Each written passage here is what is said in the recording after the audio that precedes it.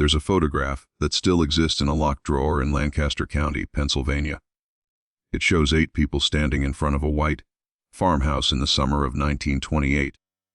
They're all dressed in their Sunday best. They're all smiling. And if you look closely, really closely, you'll notice something that makes your skin crawl. Every single face looks almost identical. Same eyes, same jawline, same distant, hollow expression. This wasn't a family reunion. This was something far stranger. This was the 13th generation of the twin bloodline pact. And what began as a religious experiment in the 1700s had quietly evolved into one of the most disturbing genetic experiments in American history. A secret kept behind barn doors and church basements. A tradition so dangerous that by the time anyone realized what was happening, it was already too late. Hello everyone. Before we start, make sure to like and subscribe to the channel, and leave a comment with where you're from and what time you're watching. That way, YouTube will keep showing you stories just like this one. Most people have never heard of the Gemini Covenant. That's intentional. The families involved made sure of it.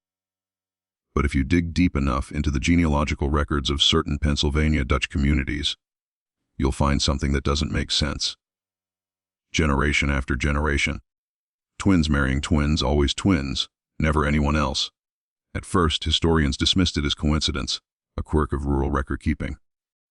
But the pattern was too perfect, too deliberate.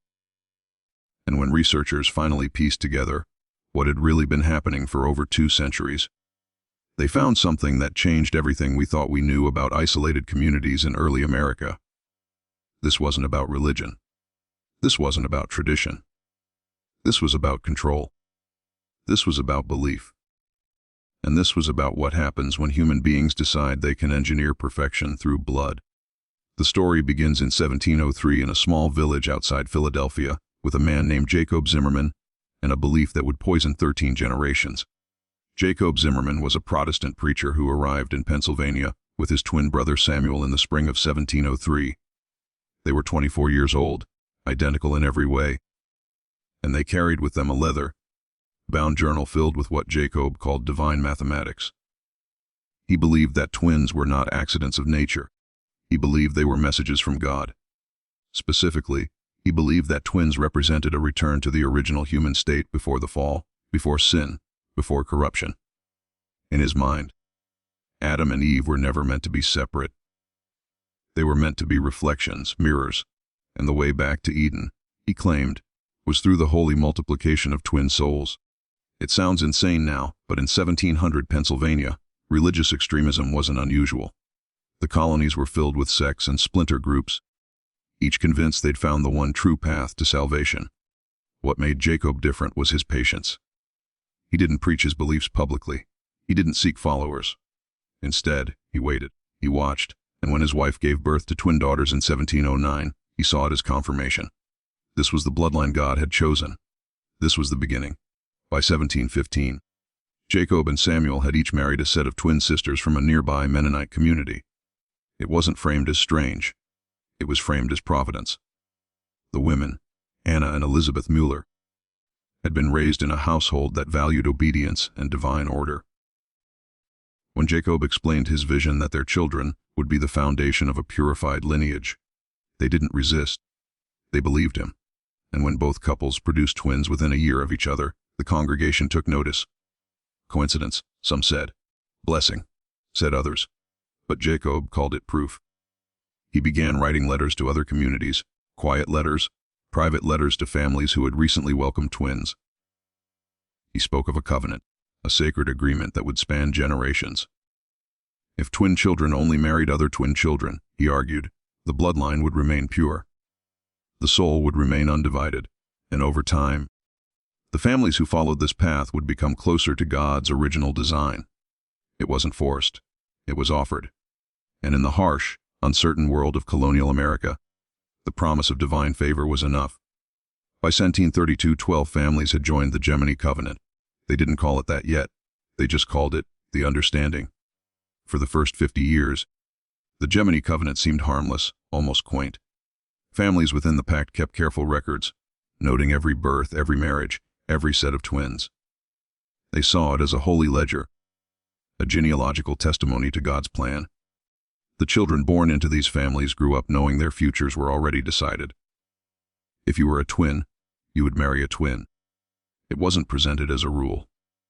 It was presented as destiny.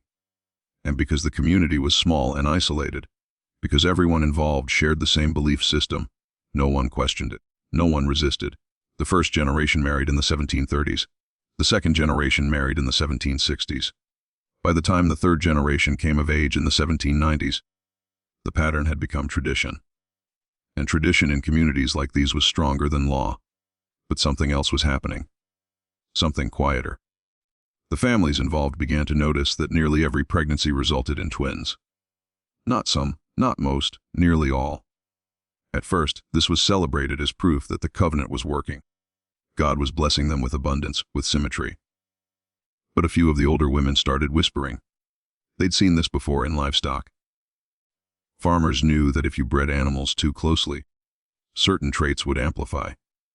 The same litter size, the same coloring, the same weaknesses.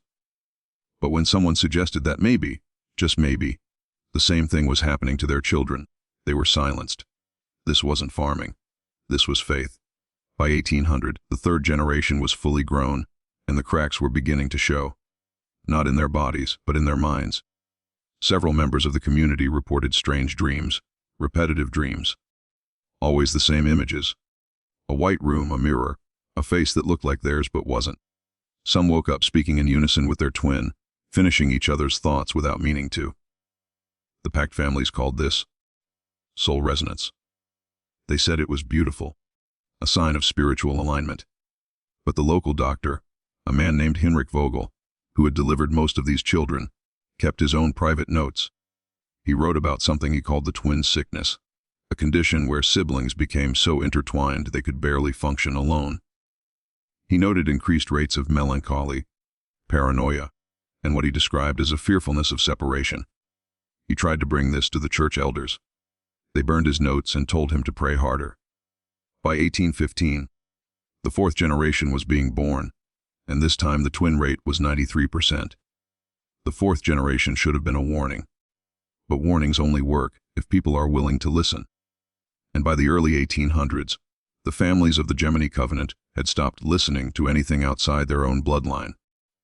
They had isolated themselves further, purchasing adjacent farmland, building homes within walking distance of each other, creating what was essentially a closed loop. Outsiders were no longer welcome at their services. Marriages outside the pact were considered betrayals, and if a child was born without a twin, they were treated as incomplete. Some were sent away to live with distant relatives. Others stayed, but were never quite seen as full members of the family. The message was clear. If you were not a twin, you did not belong. But it was during the fifth generation in the 1840s that people started disappearing. Not many, just enough to be noticed. A young man named Elias Zimmerman, grandson of the original Jacob, vanished 3 weeks before his wedding to a set of twin sisters. The family said he'd gone west to find work. But his own twin brother, Machias, stopped speaking entirely after that. Just stopped. He would sit at the dinner table staring at his hands, moving his lips as if talking to someone no one else could see. When asked what he was doing, he said he was listening to Elias. He said Elias was still there, still with him, still whispering. Machias died 2 years later. The cause of death was listed as fever, but neighbors said he simply wasted away, like half of him had already been gone. By the sixth generation in the 1870s, the physical signs were undeniable. The children were still being born as twins, but now they looked more alike than ever, not just similar, identical.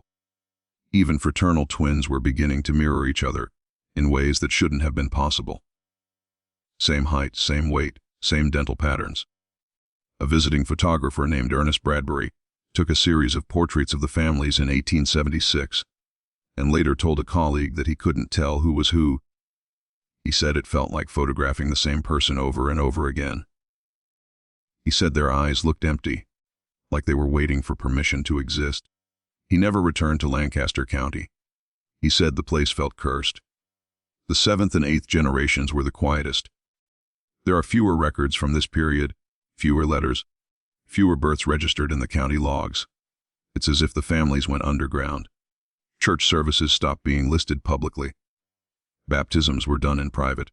When census takers came through in 1900 and 1910, they reported that many of the families refused to answer questions. Some homes had bars on the windows. One census worker wrote in his personal journal that he heard children singing inside one of the houses, but when he knocked, the singing stopped all at once, like someone had flipped a switch. He wrote, "It was the most unnatural silence I have ever heard." When he filed his report, he noted that 16 people lived in that house, all of them twins, all of them under the age of 25, and none of them had ever left the property. By the 1920s, the Gemini Covenant had become something else entirely. It was no longer about faith. It was about survival.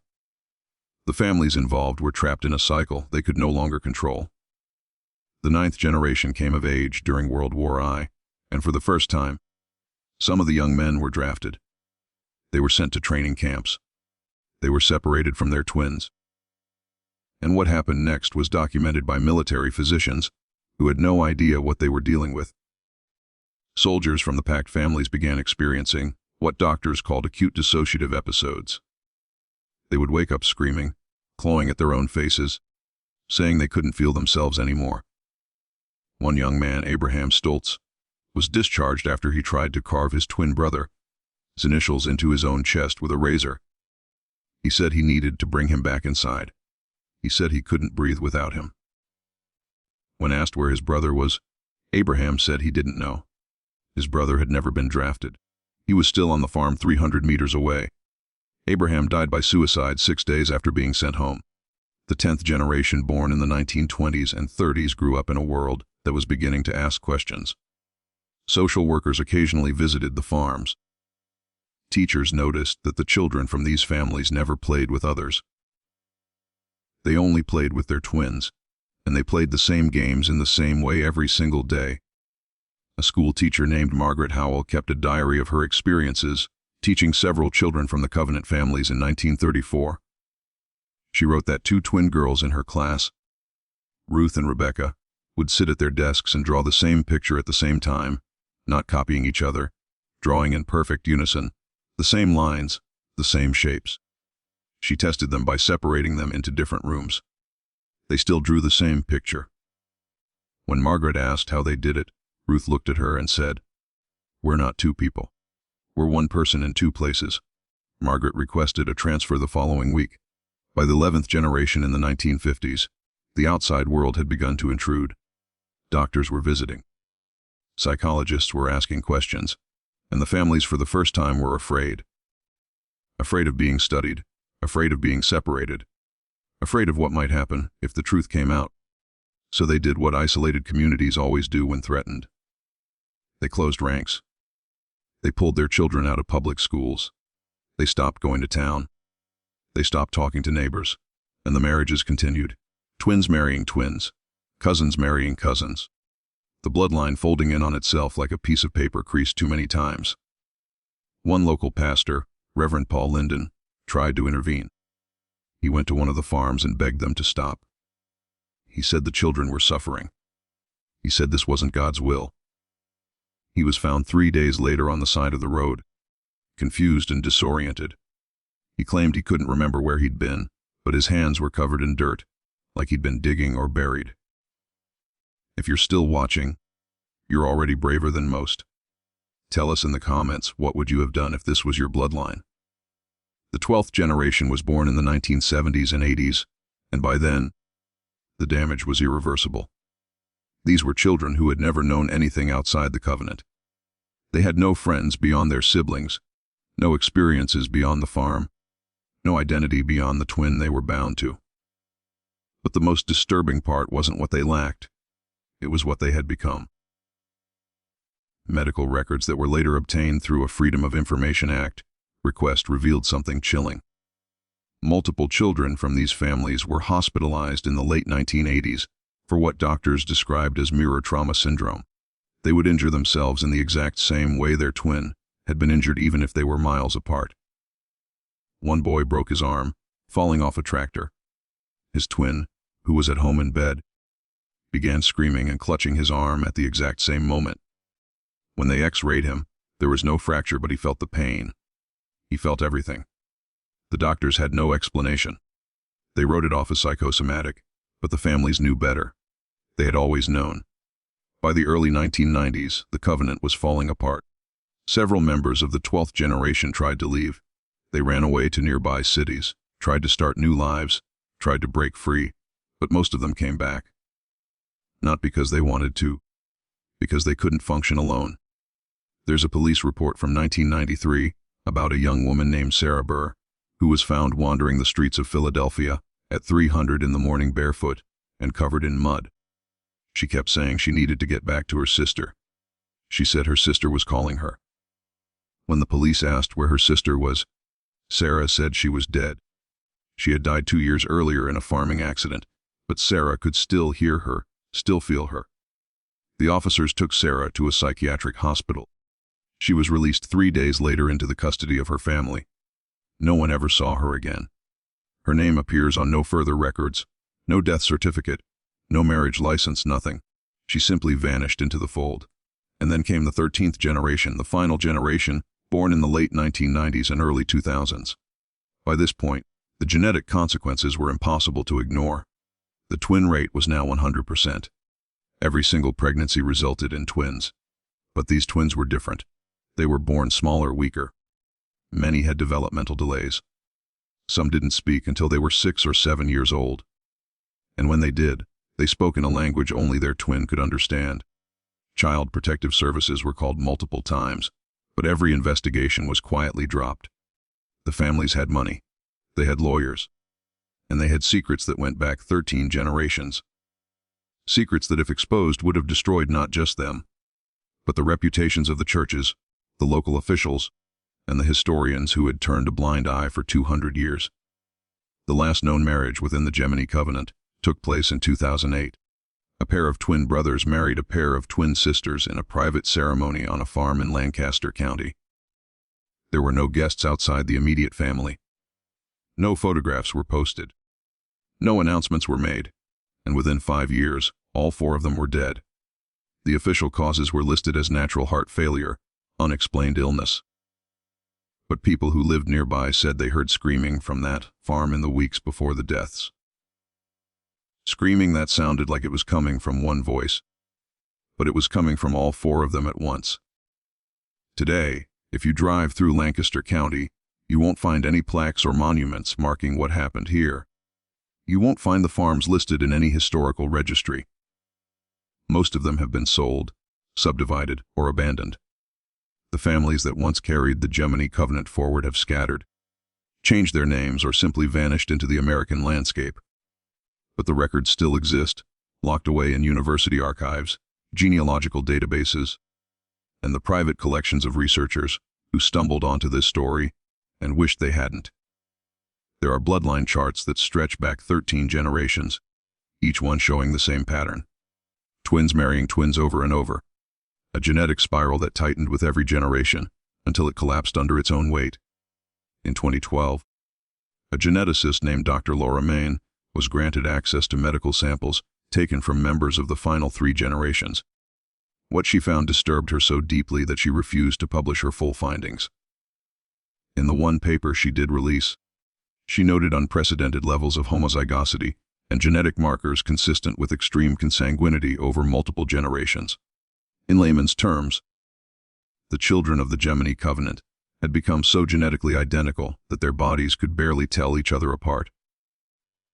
Their immune systems were weak, their lifespans were short, and their psychological profiles showed a near total inability to form independent identity. She described it as the biological erasure of selfhood.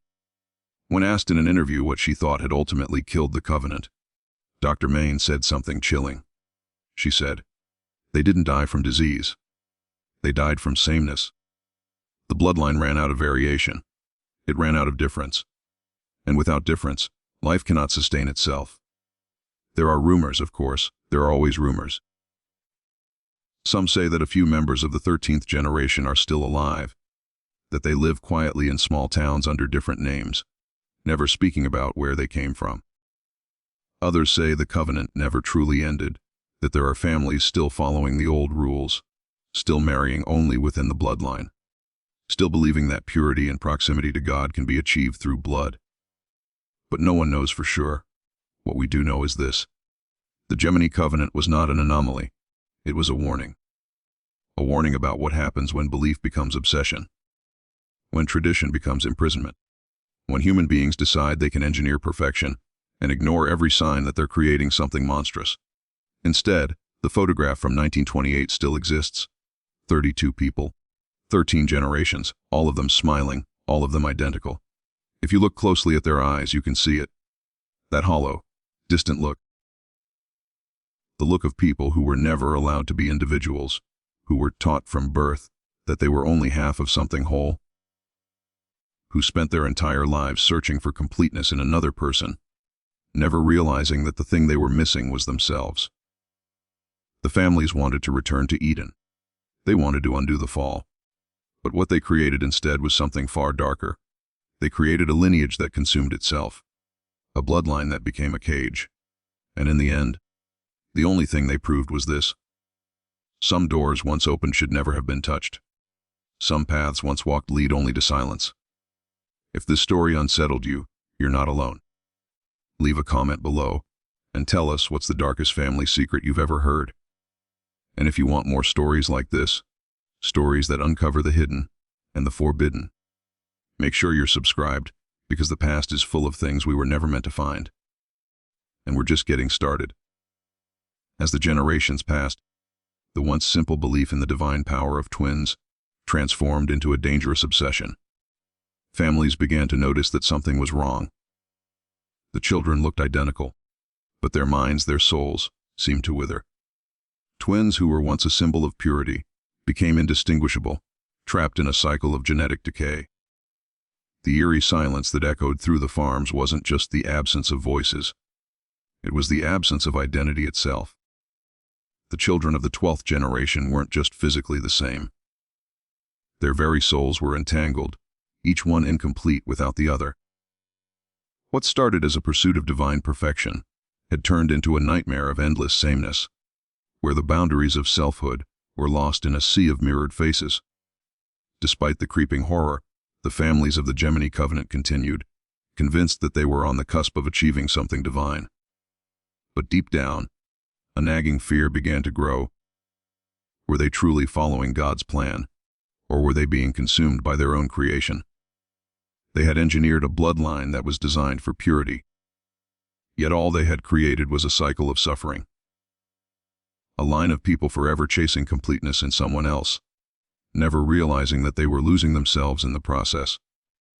What was once a pursuit of eternal unity had become a tragic prison, where the door to freedom had been locked and the key thrown away forever.